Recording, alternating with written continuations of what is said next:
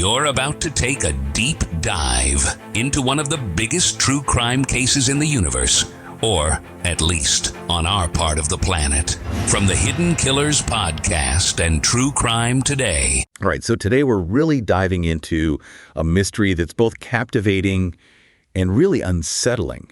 The death of Kim Porter. Mm-hmm. You probably know her as Diddy's ex. Right. And while officially her death was ruled as pneumonia, some pretty shocking claims have come to light. And I know you're going to find this really interesting. Yeah. We're looking at two sources today. One is an article from 5blackman.com written by Al B. Yeah. Sure, Yeah. Kim Porter's ex and father of her son, Quincy. Mm-hmm.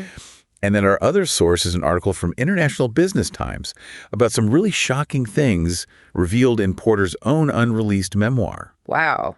Yeah, so let's start with that Al B. Shore piece, because his perspective is really important here, right? This isn't just an ex speaking out. Right. He and Kim were close even after their romantic relationship ended, co-parenting Quincy. Yeah. And he really paints this picture of Kim as someone who was like a force, super intelligent, really driven, like really on the edge of something big. Right. Which makes his accusations even more intense, It's true. And these aren't just the words of like a bitter ex or something, so clearly speaking from this place of like really deep personal loss, but also this deep love for Kim. Yeah. And I think it just kind of reminds us that with sudden deaths, especially high profile ones, people really start to search for answers, trying to make sense of something that just feels impossible to understand. Yeah. We crave explanations, and especially when the official story feels like it's missing something. Right. And that's where Schur's most shocking accusation comes in. He claims that Diddy was directly involved in Kim's death, saying that he silenced her so she couldn't reveal these really dark secrets about the music industry, specifically about sex trafficking. Wow. Yeah, and what's really interesting here is that this isn't even the first time that Diddy has been accused of something like this. Really? Yeah, remember Cassie Ventura, another one of his exes? Mm-hmm. She made very similar claims, saying that Diddy was involved in some shady stuff and that he used his power and influence to keep people quiet. Wow, it's so interesting that you bring her up. I know. Because, it just makes you wonder, are we seeing a pattern of behavior here? Like, is this a powerful figure who's using everything at his disposal to protect himself and his image? Right. Like, this is two different women, both romantically linked to Diddy, both making these accusations. It can't just be a coincidence. No, it really makes you think. And, it also raises some serious legal questions, too. Absolutely. Because if these accusations are true, we're not just talking about infidelity or bad breakups. Like, this is potentially criminal activity we're talking about. Right. This is potentially a massive abuse of power, you know? Exactly. And that's a really big deal. Huge, yeah. Yeah. And it gets even more complicated when we look at our second source today. Okay. Which is this article about Kim Porter's unreleased memoir. It's called Kim's Lost Words. Wow. And it's almost like she's, speaking from beyond the grave. Right.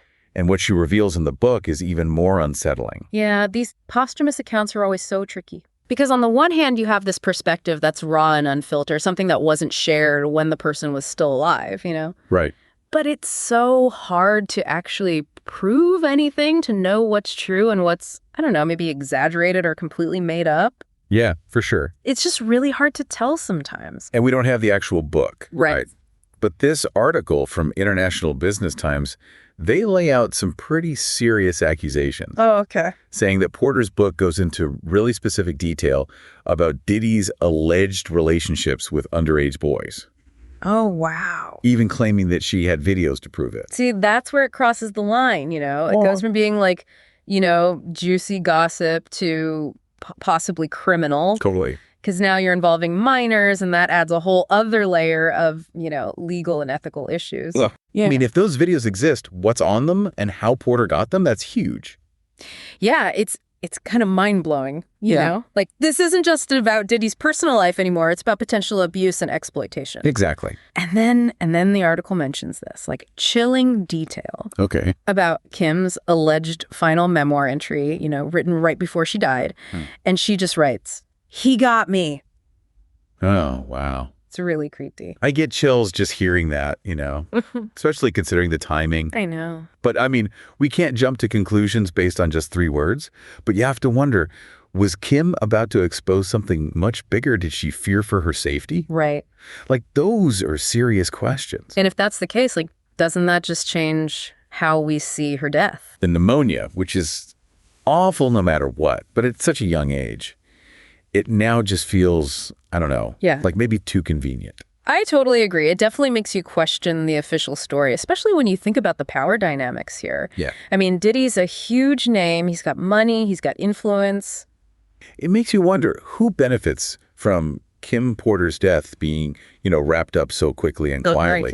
It's a lot to process, right? Yeah. We have LB Her saying Diddy silenced Kim to cover up potentially sex trafficking. And then there's her memoir with these allegations about underage boys. Right. And that final message, he got me. Yeah. It just sends chills down your spine. It really does. It feels like something out of a movie or something. Totally. But this is real life we're talking about. With real people. Exactly. And it makes you wonder, what do you think? Like, what stands out most to you from all of this? Honestly, I think what's most important here is that we look at all of this with a critical eye, It's easy to get caught up in all the drama, especially with someone like Diddy, who's constantly in the spotlight. Oh, for sure.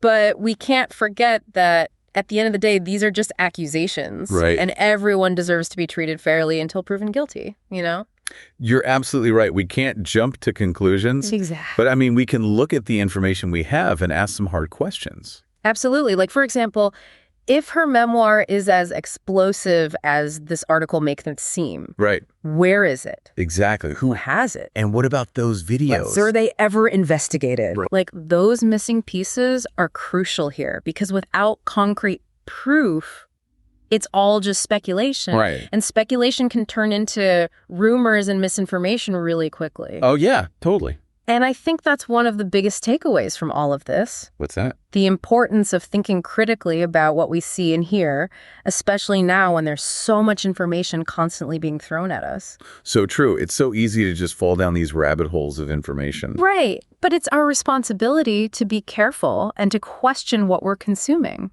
And that brings us to, the heart of this whole story. What's that? The question that even if none of these accusations are true, we still have to ask ourselves. What's that? If Kim Porter was silenced, if someone so full of life could just be silenced like that, what does that say about the music industry? What does it say about the lengths that some people, some very powerful people, will go to protect themselves and their image? It's a chilling thought, and I think it forces us to really confront the dark side of fame and fortune. Totally. This whole case, no matter how it turns out, is just this stark reminder that power can be really dangerous, especially when it's left unchecked. Really well said. And on that note, I want to thank you all for joining us for this deep dive into the mysterious death of Kim Porter. Of course. We may never have all the answers, right, but I hope this conversation encourages you to keep asking those tough questions. Keep searching for the truth. Yes. And never underestimate the power of a voice, even one that's been silenced. Well said. Thank you all so much for listening. In a world where the darkest secrets lie just beneath the surface. They said it was an accident, but the evidence says otherwise. Where hidden killers roam, unnoticed, in the shadows. I think you would definitely be looking at a blend of toxic, very bad narcissistic personality traits, and they will be vengeful and possibly resort to violence. Join Tony Bruschi as he uncovers the truth behind the most chilling cases. They said it was an accident, but the evidence clearly says otherwise. Each episode, we dig deep into the minds of those who commit the unthinkable. To your point on narcissism, he thinks in his own mind how witty he is. Yeah. But he lost that jury. I was done with him in 2 minutes. From unsolved mysteries to infamous crimes. Geez, you've just talked about how you've taught yourself how to do everything under the sun. I bet you did a YouTube video, how to best kill somebody with a knife. Hidden Killers with Tony Bruschi takes you where few dare to go. How does someone with such a dark secret go unnoticed for so long? With multiple new episodes every single day. We're not just telling stories, we're seeking justice. Listen now on Apple Podcasts or wherever you get your podcasts. Just search for Hidden Killers with Tony Bruschi.